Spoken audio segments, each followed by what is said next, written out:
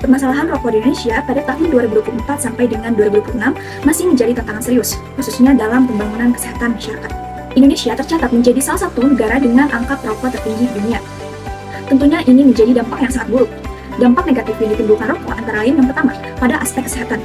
Tingginya angka penyakit tidak menular yang disebabkan oleh rokok antara lain yaitu penyakit jantung koroner, stroke, kanker, serta PPOK.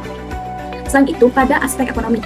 Ekonomi dengan berpenghasilan rendah cenderung lebih mengutamakan pengeluaran terbesar untuk rokok dibanding untuk memenuhi kebutuhan gizi, kemudian kebutuhan sekolah, ataupun kebutuhan pelayanan kesehatan. Nah, pastinya kondisi ini dapat melemahkan kemiskinan serta akan memunculkan masalah gizi pada anak.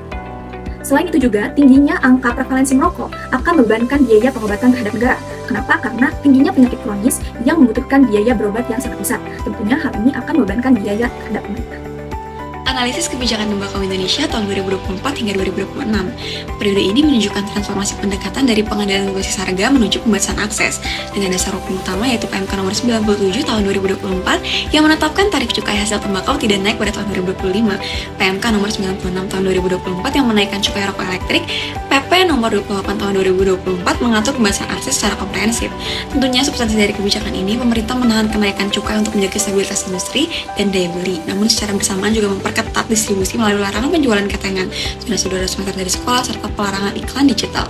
Permasalahan utama terletak pada ketidaksinkronan kebijakan. Di sisi lain, kebijakan fiskal juga menjaga harga tetap terjangkau, di sisi lain juga non-fiskal membatasi akses secara ketat.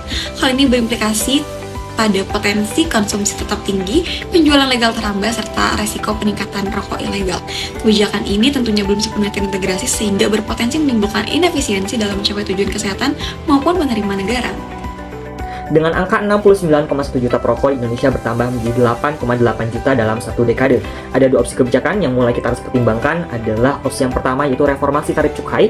Indonesia hanya di angka 57% dari harga jual, jauh di bawah standar WHO, 70%, dan di tahun 2025 tarif itu tidak naik sama sekali.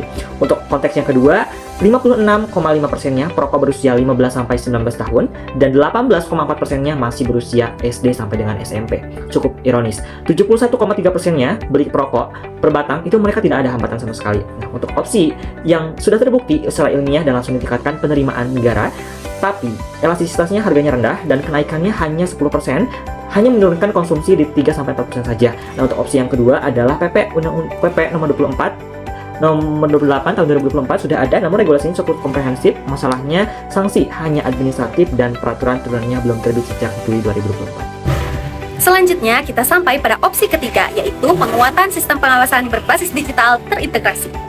Masalah utama kita saat ini bukan kurangnya aturan, tapi lemahnya penegakan hukum di lapangan.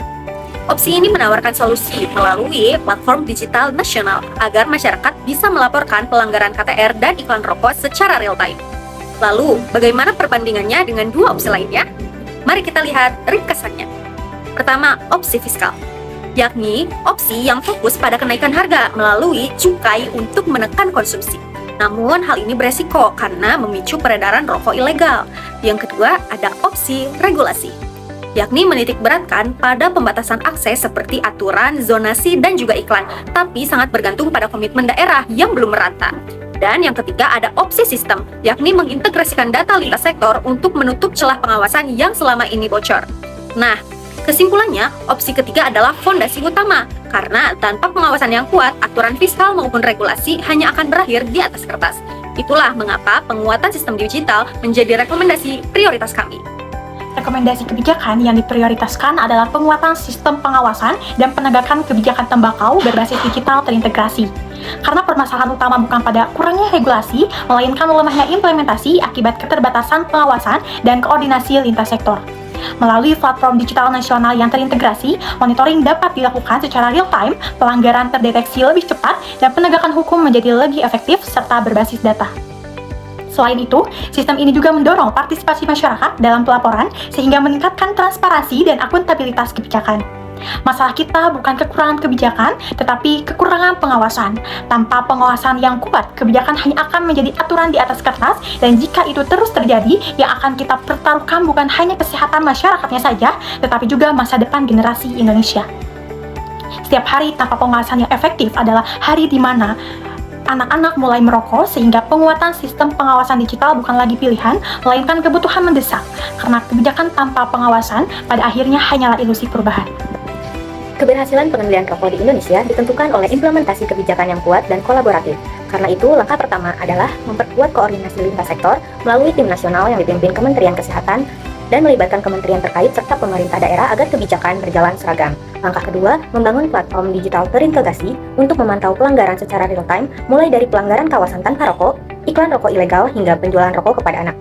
Yang ketiga, meningkatkan kapasitas SDM pengawas melalui pelatihan rutin agar penegakan hukum berjalan cepat dan tepat sasaran. Yang keempat, mendorong partisipasi masyarakat melalui sistem pelaporan digital yang mudah diakses sehingga pengawasan menjadi lebih luas dan transparan. Yang kelima, pemerintah daerah perlu memperkuat regulasi turunan serta menerapkan sanksi tegas bagi pelanggar. Seluruh kebijakan kemudian dievaluasi secara berkala berdasarkan data kepatuhan dan tren konsumsi rokok. Stakeholder utama dalam kebijakan ini adalah Kementerian Kesehatan sebagai koordinator utama, Kemenkeu Bea Cukai, pemerintah daerah, BPOM dan aparat hukum, masyarakat serta LSM, dan pelaku usaha sebagai pihak yang wajib patuh pada regulasi. Jika seluruh pihak bergerak bersama, pengendalian rokok akan jauh lebih efektif dan mampu melindungi generasi mendatang.